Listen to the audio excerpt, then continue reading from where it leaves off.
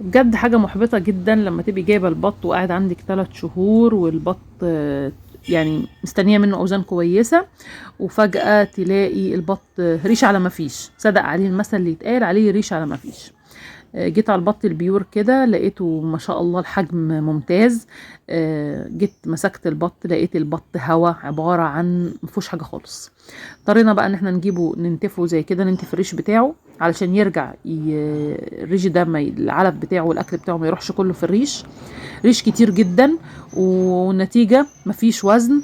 البط خفيف خالص وبيجري، زي ما قلت لكم قبل كده في الفيديو اللي فات، اهبل قوي عمال يجري يمين وشمال، وده بيخليه ما يشيلش وزن خالص. جبت ال5 بطات بيور اللي عندي، وبقيت عمالين ننتفهم كده زي ما احنا شايفين كده، علشان ندي فرصة بقى لتكوين العلف بعد كده ان هو يفيد معاهم، علشان نخلص بقى من تربية البط دي، اللي هو البط ما بقاش جايب همه نهائي.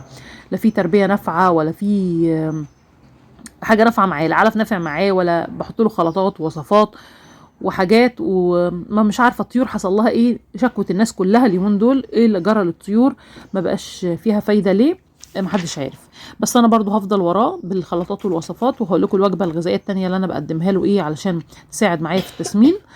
حبيت اوريكم بس انا بنتفه هنا ان هو ما كبرش ولا حاجه. الريش بتاعه كله طالع فيه يعني احمرار كده، معنى كده ان هو ما استواش لسه. فمضطره بقى اصبر عليه واسيبه خالص، حتى لو قعد شهرين كمان انا هسيبه. انا ما بحبش اذبح بط يكون طري او يكون فيه سمين، يعني سمنه كتير. شايفين الريش بتاعه عامل ازاي؟ فهسيبه بقى لما يملى تاني ريش تاني ويسمن ويبقى كويس، وهتابع معاكم في الخلطات والوصفات.